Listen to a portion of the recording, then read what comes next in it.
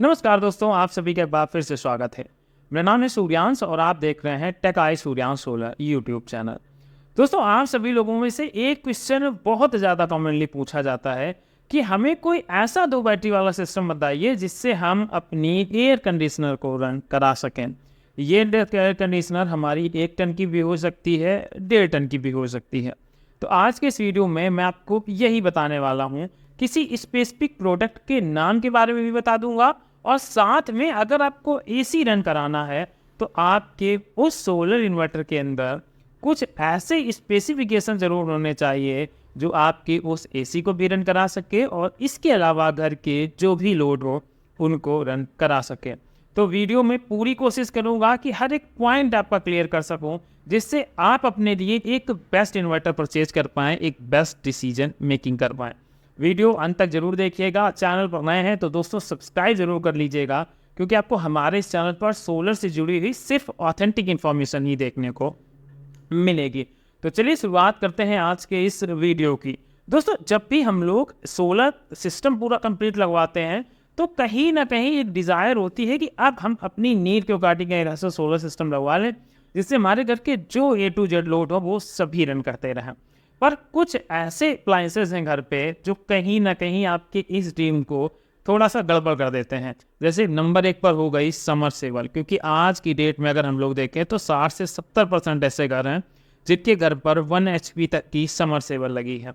Normal उनका load तो 1 kilowatt के अंदर ही सीमित है। उनका फ्रिज चलता है, कूलर, टीवी, पंखा, मतलब नॉमिनल लोड सारा चलता है जो उनका 1 किलोवाट का इन्वर्टर ईजिली रन करा लेगा। पर बात फंस जाती है समरसेबल के साथ। और वही एक और दूसरा अप्लायंसेस है, वो है एयर कंडीशनर। कि अब हमने एक सिस्टम लगाया 1 लाख या 1.5 लाख रुपए खर्च करके और उसके बाद हमारे ये 2 इक्विपमेंट नहीं चल रहे हैं, तो अब हमारा बिजली का बिल, हमारे घर के नॉर्मल लोड का बिल तो 700 से 800 रुपये था, हमारे एसी का बिल जरूर 3 से 4 हज़ार रुपये था। तो वहाँ पर हमें फ़ायदा नहीं मिल रहा है। तो ऐसी कंडीशन में एक सबसे सस्ता ऑप्शन क्या हो सकता है जिससे आप अपना 100% ना सही पर 60 से 70% तो एसी के बिल को रिड्यूस कर सके। और यहाँ पर ये रिडक्शन होगा डे एंड नाइट के एसी रनिंग टाइम के कंपैरिजन के हिसाब से। दोस्तों, अगर हम लोग बात करें कि अब हमें एसी चलानी है तो हमें कैसे इन्वर्टर को सिलेक्ट करना है। नॉमिनल बात एकदम क्लियर कट है कि अगर आप 2 बैटरी के किसी सिस्टम की तरफ जाते हैं तो मैं कभी रिकमेंड नहीं करता कि आप उस पर एक 1.5 टन की एसी को रन कराएं, क्योंकि जब आप 1.5 टन की एसी रन कराएंगे और बाय डिफ़ॉल्ट ज़्यादा देर आपका लोड अगर बैटरी पर रहेगा तो जिन बैटरी की लाइफ आपकी 5 से 6 साल होनी थी वो बैटरी आपकी 2 से 3 साल के अंदर ख़राब हो जाएंगी। पर तब भी अगर आप चलाना चाहते हैं तो आपको कुछ चीज़ें आपकी एसी में भी ध्यान रखनी पड़ेंगी। पहली चीज़, आपकी जो एसी है वो 5 स्टार रेटिंग की होनी चाहिए और उसकी आइसर रेटिंग भी 5 से अप ही होनी चाहिए। तो ये मानेगा कि वो एसी आपके इस सोलर इन्वर्टर पर चलने के लिए एकदम बेस्ट मानी जाएगी। तो अब 1.5 टन की एसी चलानी है। अगर हम लोग टन के हिसाब से कैलकुलेशन करें वाटेज की, तो 1 टन 1200 वाट के लमसम होता है, तो 1.5 टन 1800 वाट तक का हमारा एसी का लोड लेगा। अब 100 टाइम्स तो आप 1800 वाट पर एसी नहीं जाती है, 1500-1600 तक जाती है। उसके बाद जैसे रूम फुल हुआ तो उसका धीरे धीरे पावर कंजप्शन भी कम होने लगता है। तो पहली नीड है कि हमारा इन्वर्टर कम से कम 2 किलोवाट का लोड लिफ्ट कराने की कैपेसिटी रखे। तो अगर हम लोग अभी तक 6-7 या 1 साल पहले तक की बात करते थे तो मार्केट में आपको 2 से 2.5 kVA तक के ही इन्वर्टर देखने को मिलते थे जो 1800 की लिमिट पर आकर दम तोड़ देते थे। तो कहीं ना कहीं हमारी एसी नहीं चल पाती थी। पर अब जो मार्केट में आपको लेटेस्ट टेक्नोलॉजीज़ के इन्वर्टर देखने को मिल रहे हैं उनमें आपको 3 kVA का भी इन्वर्टर देखने को मिल जाता है। 1 kVA बराबर 800 वाट, तो 3 kVA बराबर 2400 वाट। ये आपका जो रिटर्न में डाटा है वो बता रहा हूँ और एक्चुअल भी बताऊँगा क्या होगा। 2400 वाट आपका हो गया। पर आप इस 2400 वाट का अगर आपका अच्छी कंपनी का कोई इन्वर्टर है तो डेफिनेटली वो आपका 1900 से लेकर 2000 वाट तक का 3 kVA का एक इन्वर्टर लोड ईजिली लिफ्ट करा लेगा। पहली तो नीड ये हो गई।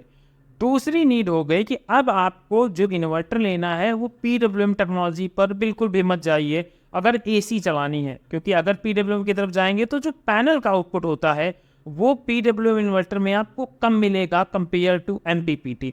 तो दूसरी मोस्ट इंपॉर्टेंट नीड है कि आपका वो सिस्टम MPPT सिस्टम होना चाहिए जो आपके लिए काफ़ी ज़्यादा यूजफुल होगा। मैं ड्यूरेशन टाइम भी पूरा बताने वाला हूँ, तो थोड़ी देर आप ध्यान से ये वीडियो समझिएगा, हर एक पॉइंट आपका क्लियर हो जाएगा। 2 नीड पूरी होने के बाद तीसरी इंपॉर्टेंट चीज़ ये है, आप MPPT है तो VOC के बारे में हमें नहीं सोचना, VOC डेफिनेटली उसकी हाई होगी, पर उस इन्वर्टर में जो पैनल सपोर्ट है 3 kVA में कम से कम 2 किलोवाट तक का पैनल सपोर्ट जरूर होना चाहिए, क्योंकि स्टार्टिंग में हमारी एसी मान लीजिए 1600-1700 वाट का पावर कंजप्शन कर रही है, पर जब अपने पीक पर आएगी तो कहीं ना कहीं उसका पावर कंजप्शन एसी का ड्रॉप करेगा। तो उस कंडीशन में हमारी बैटरी भी रेगुलर चार्ज होती रहनी चाहिए। तो अगर आपका 1500 या 1800 वाट तक का पैनल सपोर्ट है तब भी कहीं ना कहीं ये कम होगा, तो कम से कम 2 किलोवाट के पैनल सपोर्ट वाला इन्वर्टर परचेज करें, जो आपके लिए काफ़ी ज़्यादा बेनिफिशियल रहेगा। चौथा और सबसे इम्पॉर्टेंट पॉइंट, जब भी आप एसी के हिसाब से कोई सोलर इन्वर्टर परचेज करें तो हमेशा जितना बड़े से बड़ा पैनल हो सके उतने बड़े से बड़े पैनल इंस्टॉल करें, क्योंकि जितना बड़ा पैनल होगा उसका आउटपुट आपको उतना ही अच्छा देखने को मिलेगा। और अगर प्रेफरेंस की बात करें तो 550, 540, 440 इस लेवल के पैनल अगर आप रखते हैं तो डेफिनेटली आपके लिए ये एक बेस्ट चॉइस हो जाएगा। अब ये सारी चीज़ें तो आपके एक इन्वर्टर के अंदर होनी ही चाहिए। आप क्वेश्चन आएगा कि भैया आप एसी चलेगी कितने देर जब हमने इतना पैसा इन्वेस्ट किया। अभी पैसे का भी कैलकुलेशन मैं आपको बता दूंगा इसी वीडियो के अंतर्गत, तो थोड़ा वीडियो जरूर लंबा हो सकता है, पर डाउट सारे क्लियर करके जाऊंगा।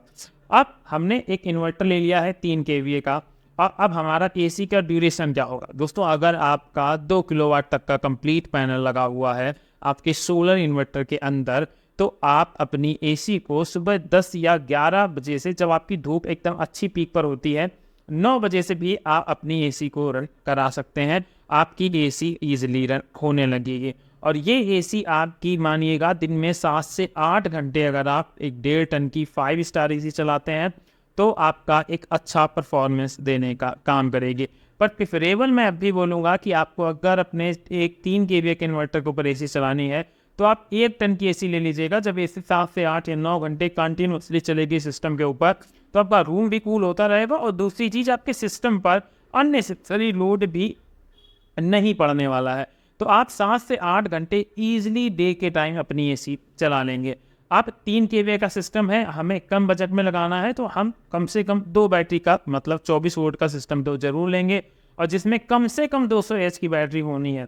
एसी लगा रहे हैं तो 150, 165 एच की बैटरी की तरफ बिल्कुल भी मत जाइएगा। तो आप 200 एच की इस पर 2 बैटरियाँ इंस्टॉल करेंगे तो नाइट के टाइम अगर आपकी 1 टन की एसी है तो करीब 2.5 से 3 घंटे तक आप इजीली अपनी एसी को इस सिस्टम के ऊपर रन करा लेंगे।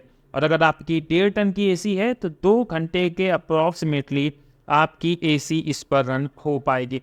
इसके अलावा जब आपका इन्वर्टर एसी का लोड नहीं उठा पाएगा तो घर के आपके जो भी एलईडी बल्ब्स हैं वो आपके ईजिली पूरी रात जलते रहेंगे। 2 से 4 एलईडी बल्ब्स, आपको कोई भी दिक्कत नहीं आने वाली। और दोस्तों, यही वो सबसे छोटे से छोटा सिस्टम है जिसकी हेल्प से आप अपनी एसी को अपने सोलर सिस्टम के ऊपर चला सकते हैं। आप क्वेश्चन ये आएगा कि भाई आप हमें अपना सोलर सिस्टम तो पूरा डिज़ाइन हो गया, पर इसकी कॉस्टिंग क्या आने वाली है। दोस्तों, इसकी कॉस्टिंग समझने के लिए हम एक थोड़ा सा रफ आपको वैल्यूएशन बता देते हैं।